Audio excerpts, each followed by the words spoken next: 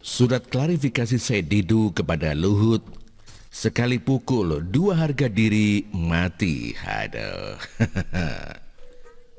Tulisan ini bisa dikatakan sequel dari tulisan pertama yang berjudul Said Didu tidak setai kutu Luhut. Dan pada tulisan saya ini saya menuliskan bahwa jika terjadi perselisihan di antara para pejabat dan elit politik, bagi mereka, ruang sidang bukanlah tempat untuk menyelesaikan permasalahan. Tidak ada itu istilah mencari keadilan dan kepastian hukum, karena walau bagaimanapun juga mereka semua adalah teman dan kawan dan teman.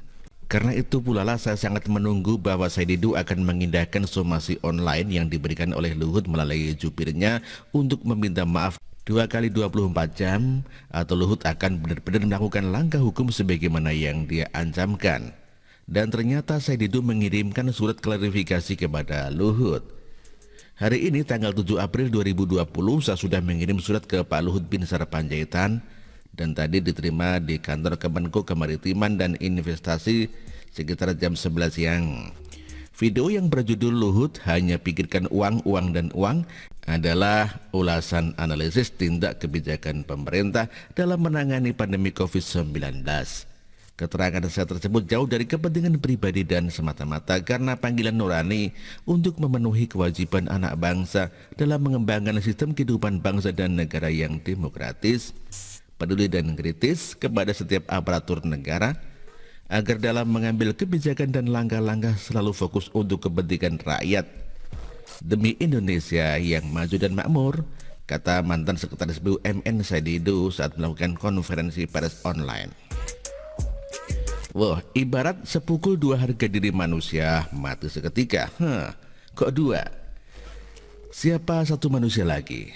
Satu manusia lagi yang harga dirinya mati adalah Faisal Assegaf, yang kemarin di tengah perseteruan Luhut dan Didu yang cukup serius ini, dia mentweetkan untaian kalimat seperti ini. Sikap Pak M. Said Didu ogah minta maaf kepada Luhut adalah bentuk kemenangan bagi seluruh rakyat, lebih khusus umat Islam se-Indonesia. Kaum muslim bahagia banget, para tokoh Islam semakin memperkuat kebersamaan melawan virus corona di Cina. Terima kasih Allah, Allahu Akbar. Saya jadi ingat video terkenal seorang pendukung Prabowo yang mengatakan, korek kupingmu, putar lagi videonya. Namanya saya lupa. Isi dari klarifikasi itu memang tidak memuat sedikit pun kalimat permintaan maaf. Tetapi apa yang disiratkan pada surat klarifikasi itu jelas mengakui bahwa apa yang selama ini Pak Luhut lakukan sudah benar dan tepat.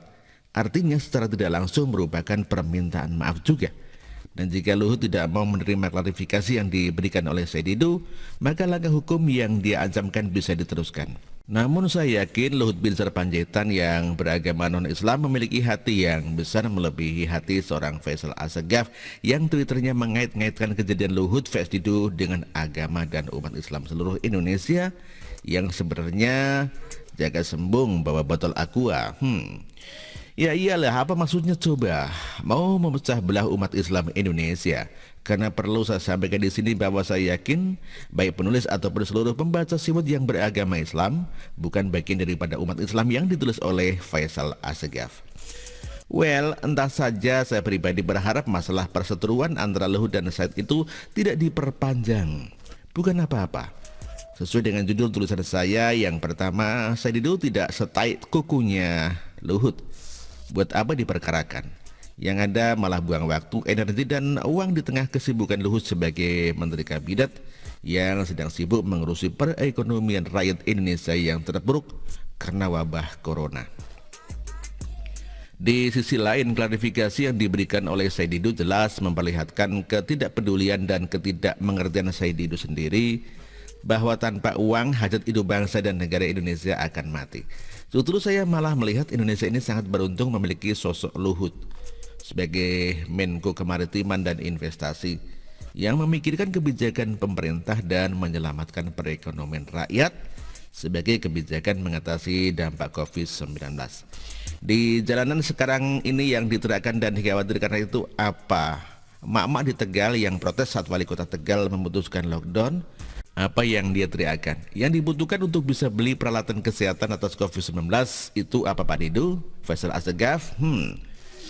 Hari Senin putih, hari Selasa abu-abu, hari Rabu hitam, hari Kamis hijau, hari Jumat belang, itu semua karena Pak Dido jawabannya dari sebuah pertanyaan adalah satu kata sama.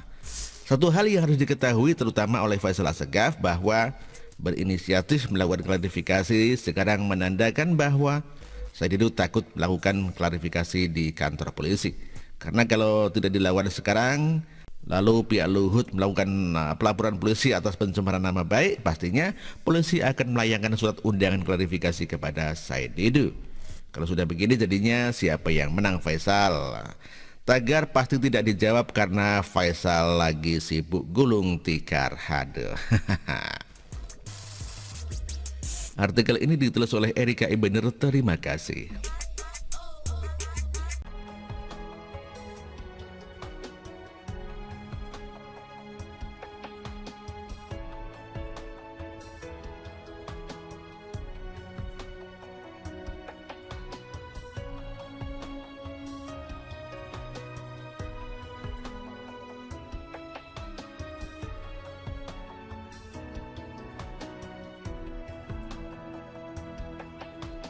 Bersih, jujur dan merakyat,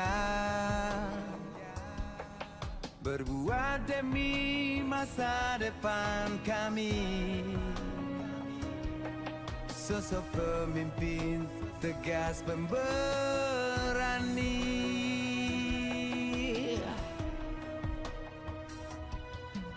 Kamu tidak tergantikan, terbukti baktimu untuk negara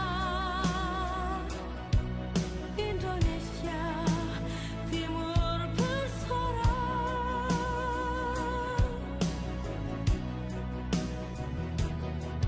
Siang dan malam kau bekerja demi anak bangsa. Jangan menyerah, rakyat mendukungmu.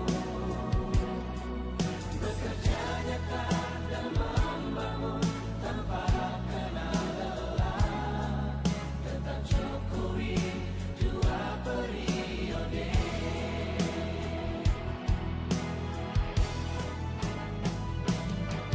Ayo Jokowi, rakyat mencintaimu. Pilih Jokowi, Indonesia kerja. Ayo Jokowi, rakyat selalu berdoa. Pilih Jokowi, Indonesia jaya.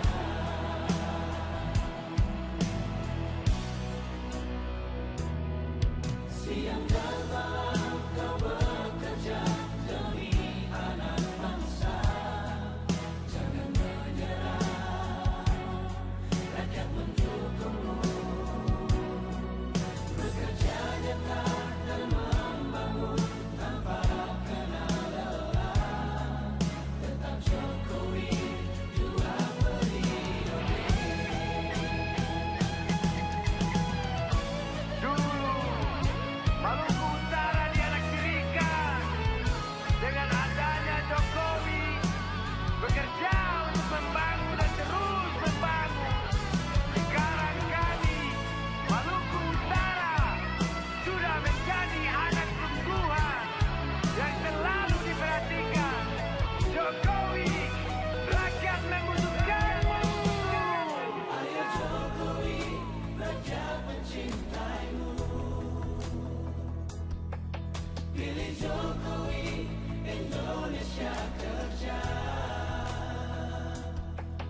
Ayo Jokowi, rakyat selalu berdoa. Pilih Jokowi.